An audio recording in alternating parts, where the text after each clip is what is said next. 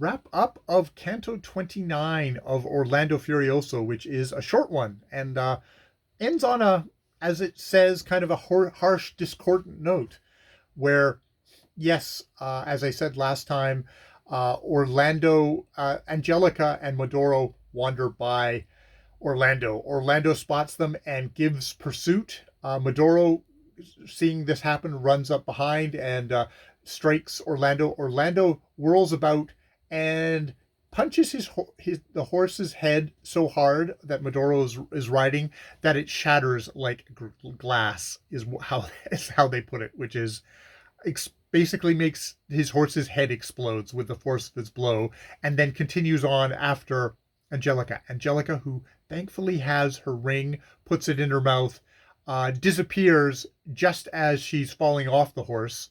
Luckily falls out of the way, or else she would have probably got killed by Orlando.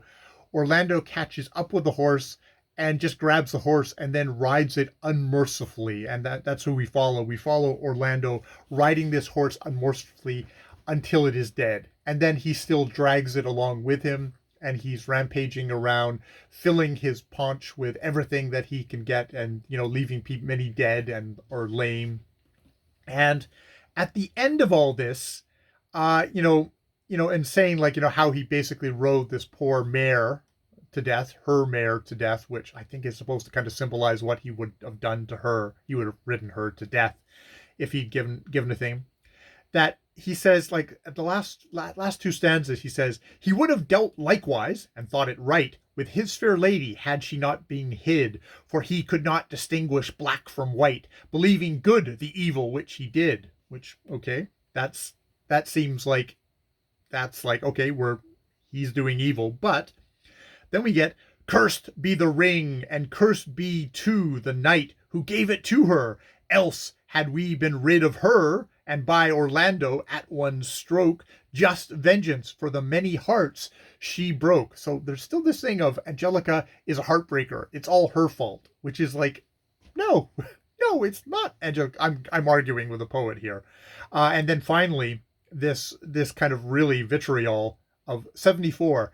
And would not only she were in his hands, but all the women in the world today, unkind to all their lovers in all lands. There is no scrap of good in them, I'd say.